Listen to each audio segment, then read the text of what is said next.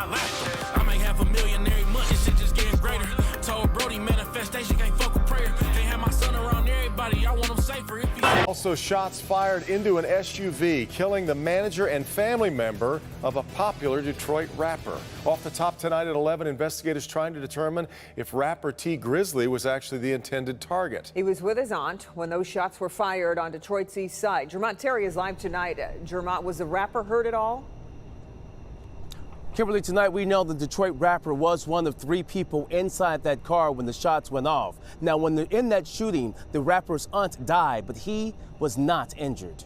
I hear a whole bunch of shots going off. So I get down because I'm thinking they about to come to the side. And she got shot like that before a long time ago with my uncle. Okay. His car got shot up and she got hit in the exact same place, but she lived. This is Jobina Brown, a 41-year-old music manager who believed in her nephew when nobody else would. She funded his entire music career from nothing, paid for his first music video, bought his outfit, everything. But on August 20th, 2019, she would be found shot 8 times in a car with that same nephew, rapper T. Grizzly. Detroit police responded to the area of 3 Mile Drive just off Mack Tuesday night on the city's east side. They were out to collect evidence of multiple bullet casings regarding the deadly shooting here. It turns out someone opened fire on a black Chrysler with 3 people inside. Among those inside the vehicle, Detroit rapper T. Grizzly. And what the court would later reveal about who really wanted her dead would shake the entire hip-hop community to its core. I'm asking my peoples and shit, I'm like, bro, let me hold like $250 so I can buy some studio time. Let me take you back to 2016, when Terry Sanchez Wallace Jr., better known as T. Grizzly, walked out of prison after serving nearly 3 years for armed robbery. He had nothing. His mother was locked up on a 20-year sentence for drug trafficking, and his father had been murdered back in 2012. And when he came home trying to chase his rap dream, almost everyone in his family told him the same thing. Get a job, stop dreaming, rapping is not realistic. I had asked a lot of people in my family for a chance, because this is what I was really trying to do. You know what I'm saying? Like, can y'all help buy me a beat? I really want to rap, you know what I'm saying? A lot of them just wasn't taking me serious. Like, you better go get a job, what you trying to rap for, and all this other stuff. Right. T went around asking family members for just $250 so he could buy a beat, get some studio time, and shoot a music video. When you gonna give it back? I'm out to $250. When I'm gonna give it back, bro? I just got out. It's $250. People were acting like he was asking for thousands, and one by one, they all said no. But there was one person who said yes, his Aunt Jobina Brown, who everyone called JB. She wasn't even his blood aunt, she was married to his uncle, but she had been in his life since he was about 11 or 12 years old. JB lived in the suburbs, and young T used to spend weekends at her house babysitting her kids. JB always had a house in the burbs and shit. Okay. You know what I'm saying? And I had spent the night over there one time, and it was just a different world for me coming from where I come from, so I always wanted to be over there. Okay. So she always let me spend the night. I'd be babysitting my little cousin and shit. Okay. And this, like, the weekend turned into months, months turned into years, and then I just started living over there. Okay. When T came to JB asking for help with his music, she didn't just give him $250. She like, what you need? I told her exactly what I needed. She like, all right, babe, you're gonna need the outfit too. You're gonna need this, you're gonna need that. Yep. You're gonna need some jewelry, whoop, whoop. She saw the bigger picture and understood that if you're going to do something, do it right. And here's the thing that shows you what kind of person JB was. Did she hear your music yet? Nope, I ain't even heard the music yet. I ain't had no song. I couldn't pay for the studio time. Yeah. You know what I'm saying? So, but you ain't rap for it, nothing? No. She just believed in him when literally nobody else did. She quit her job to become his full-time manager in 2017, right when First Day Out was taking off and getting millions of views. And she believed in you? She believed in me. She was the only one. That First Day Out video, she paid for the video, bought the outfit I had on in the video, everything. Mm-hmm. You know what I'm saying? And it worked. First Day Out went viral after LeBron James posted himself dancing to it, and T signed with 300 Entertainment and Atlantic Records. By 2019, he was one of the hottest rappers coming out of Detroit, working with everyone from Lil Durk to Big Sean. His album Scriptures was climbing the charts, and through it all, JB was right there beside him, managing his career, protecting him, handling business. But success in Detroit hip-hop comes with dangers. T had ties to street life, connections to Chicago's 600 gang through his collaborations with rappers like Lil Durk and Buka 600. So is it beef? Do you having a lot of beef out here? I ain't got no beef out here. Niggas just don't like me. Fame breeds jealousy, and success breeds enemies. And on August 20th, 2019, all of that would come crashing down in the worst possible way. Around 9 p.m. that Tuesday night, T Grizzly and JB left a studio session and headed to visit T's cousin on Detroit's east side in the 3600 block of 3 Mile Drive. They were riding in a block Chrysler 300 with a driver.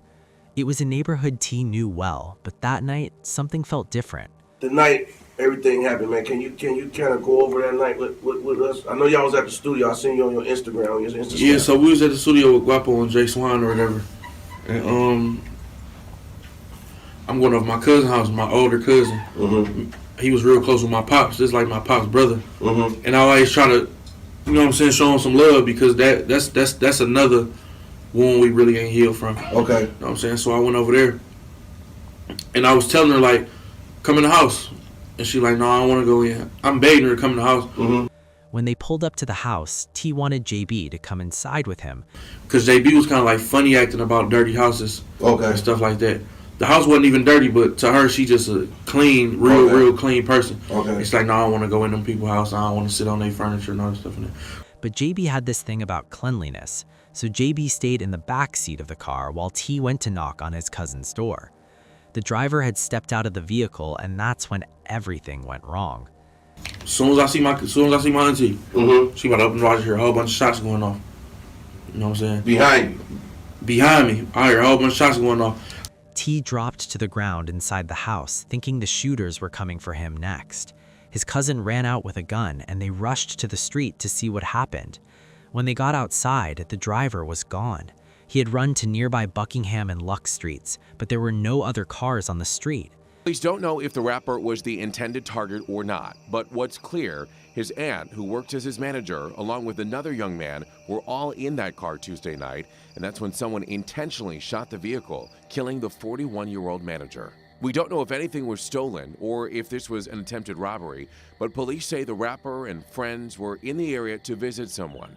The investigation shows when a man stepped out of their car, the first of several shots filled the air. T looked around and didn't see any broken glass, so for a moment he thought everyone had gotten away safely. But then his driver called him and told him what really happened. Someone had walked up to the car, opened T's door, trying to shoot him, but they hit JB instead. She was shot on her left side, near her heart and in her arm. Okay. They were shooting in the car. They hit her 8 times though. The worst part? This wasn't even the first time JB had been shot. She had survived being shot in almost the exact same spot. She got shot like that before a long time ago with my uncle. Okay. His car got shot up and she got hit in the exact same place, but she lived. She made it to the hospital that time, but not this time. JB died at the hospital from multiple gunshot wounds. The woman who believed in him when nobody else did, who funded his dreams with her own money, who quit her job to manage his career, was gone. And T was completely unharmed. The Detroit police classified it as a targeted attack, not a random shooting. Nothing was stolen from the car. This was about murder, not robbery. But who wanted JB dead? Or more importantly, who wanted T dead? So after this happened, I didn't see you on the ground for a while. What was in your head? Was revenge? Was you trying to figure out who did this? Of course, revenge was in my head. My people was telling me like that'd be emotional. For almost 2 years, the case went cold. Detroit police offered a $2,500 reward through Crime Stoppers, but no arrests were made. T released a song called Satish, using JB's middle name, mourning her death. I guess I'm digging with him, as I'm hearing him, is that some people, they get hype or change their voices as they rap, and there's nothing wrong with that. But he seems to stay so even keeled. It's kind of cool. He believed he was the real target, that someone came for him out of jealousy over his success. But then, in October 2021, police finally made an arrest. His name was Jermaine Weeden, but people knew him by his street names Wu Thang or Wu 600.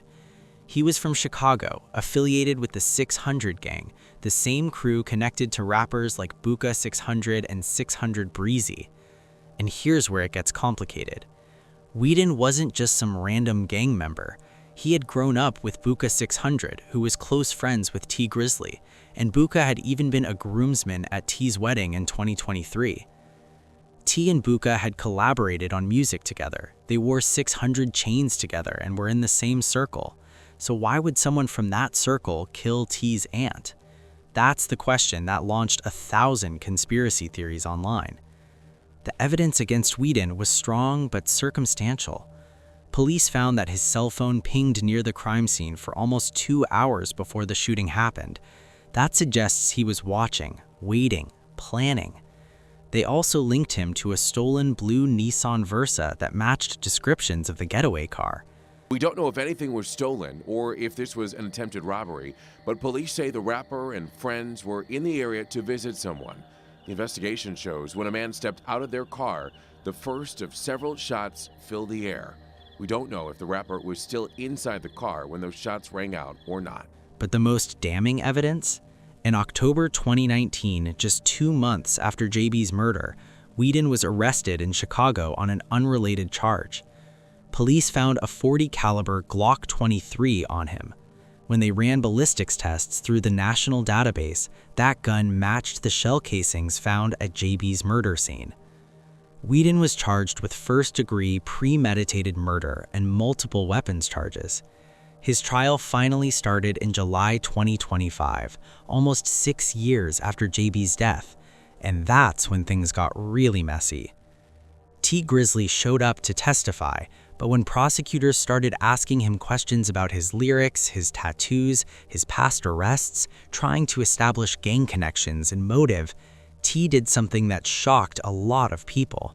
He took the Fifth Amendment and refused to answer their questions.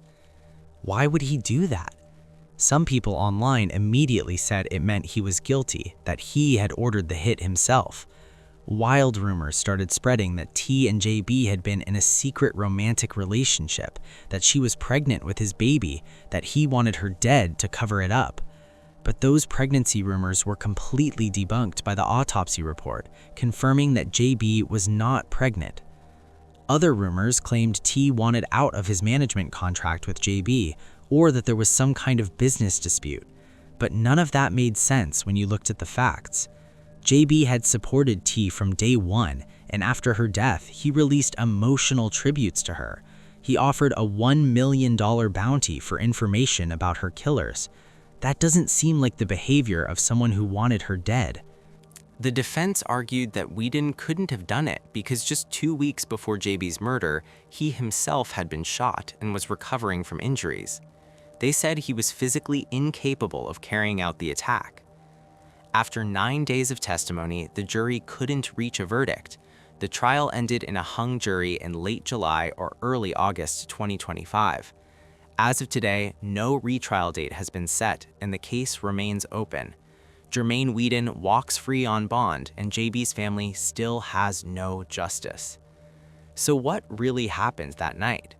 The most likely explanation is that T was the target, just like he always said. The shooters opened his door. They wanted him dead, probably because of jealousy over his success or some gang-related beef that had nothing to do with JB. She just happened to be sitting in the wrong seat at the wrong time. A woman who believed in her nephew's dreams when nobody else would, who sacrificed her own career to build his, caught in the crossfire of street violence that had nothing to do with her. T carries that guilt every single day. The Detroit Police Reward is still active as of October 2025, hoping someone will come forward with information. But 6 years later, the truth remains buried under gang codes, street loyalty, and unanswered questions. Now, I did reach out to T Grizzly's management company, but haven't heard back yet. Meanwhile, if you have any information that can help police solve this case, please call Detroit Police Homicide. Live on the city's east side, Anu Prakash, 7 Action News. And let's hope police and the family get some answers soon. Anu, thank you. But sometimes the simplest explanation is the right one. A talented rapper rose too high, too fast, and made enemies he didn't even know he had. And the woman who lifted him up paid the ultimate price. That's the real tragedy, not some elaborate murder plot or hidden scandal, but senseless violence that took a good person who was just trying to help her family succeed. Jobina Brown believed in Terry Wallace when the whole world told him to quit. She invested in his dream with her own money before he ever proved himself. She gave up her career to manage him. And she died because someone wanted to hurt him. That's not a conspiracy. That's just heartbreaking reality. It's important to separate emotion from fact. There has been no official finding, no public evidence, and no court ruling establishing that T. Grizzly had any involvement in JB's killing. In fact, everything publicly known suggests the opposite, that he lost someone who played a pivotal role in his life and career. The emotional aftermath was visible in his music. Shortly after her death, he released the song Satish, named after a Pokemon character JB loved. The track was heavy with grief, anger, and survivor's guilt. In it, he didn't sound like a superstar. He sounded like a nephew mourning a woman who believed in him when few others did. The pain was not theatrical, it felt personal. 2019.